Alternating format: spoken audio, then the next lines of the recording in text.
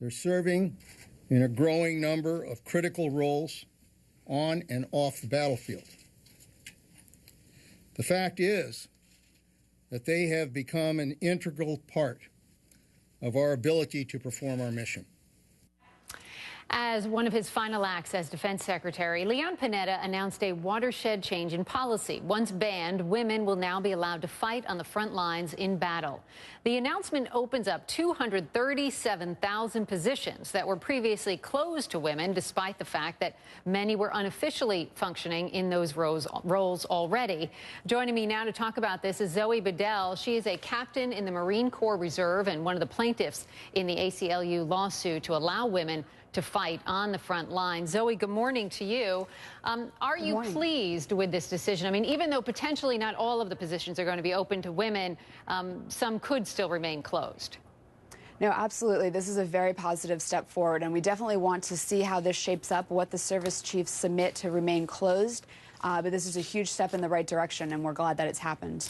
One of the things that has gotten a lot of attention ever since this is an announcement, and even well before this, but sexual assault, certainly a concern for female troops, not just by enemy troops, we know that, but even among their own ranks. I want to share some numbers with our viewers this morning.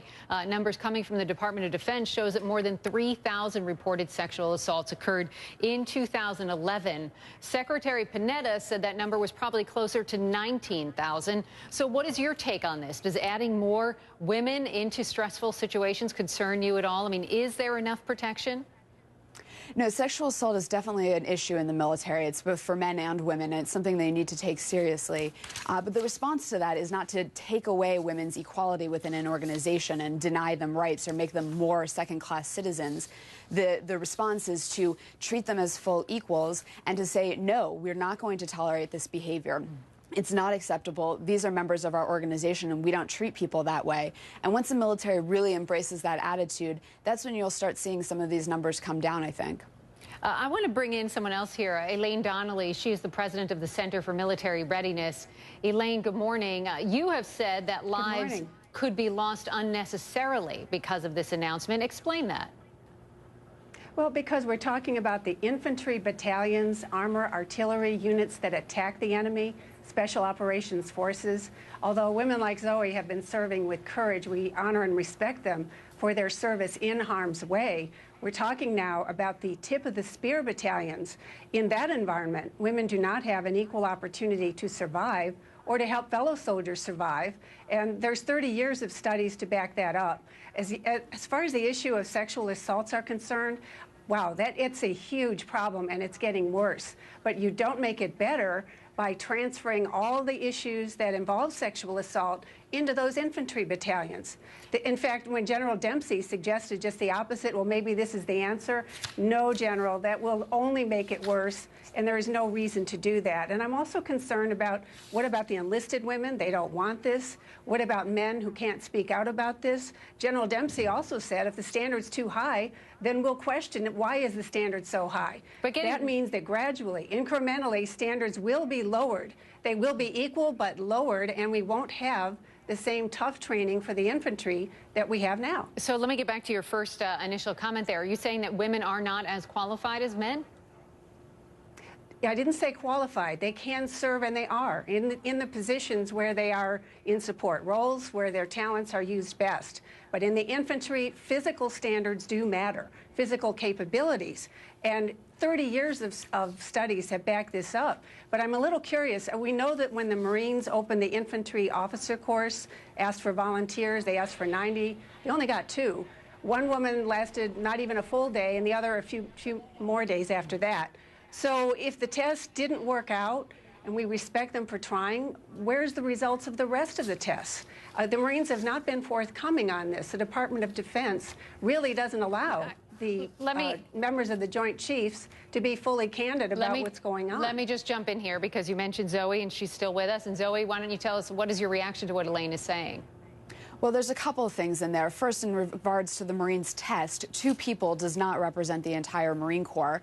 And the fact is, these women were asked to go to a grueling 3-month school where, when they came out of it, they still weren't infantry officers. So they're taking all that risk without any of the reward and all of the downside. So I don't think you can generalize about all women everywhere from that situation. In regards to the physical standards, that's absolutely an issue.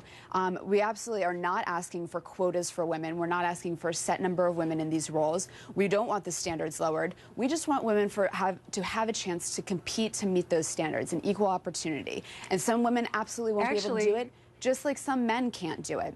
And so we just want women to have a chance to try.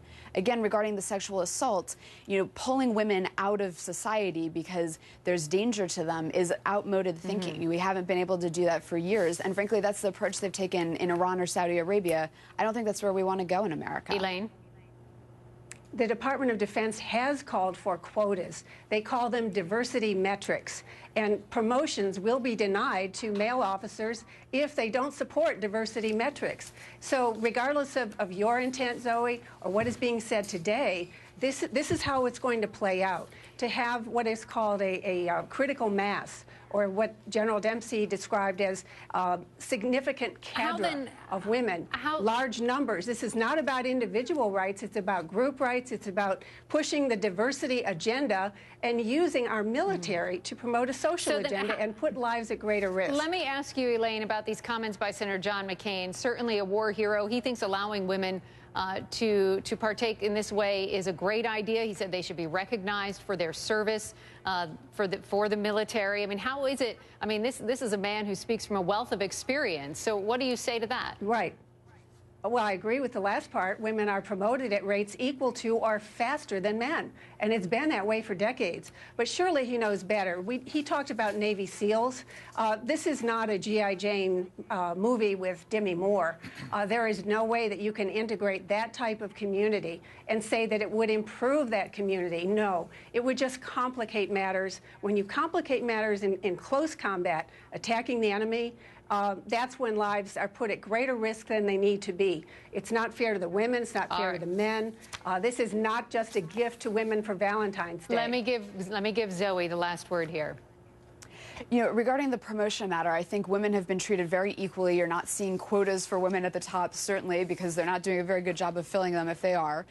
So I think even when women are serving in wider roles, that promotion will still be, the military is ultimately a meritocratic society, and that's what they're aiming for, and the people who are the best will rise to the top. That wasn't happening under the old policy. Regarding the unit cohesion, those are some of the same arguments they made when they integrated racially, when they repealed Don't Ask, Don't Tell. And frankly, even when they opened other units to women, so when women were suddenly allowed to fly in combat aircraft.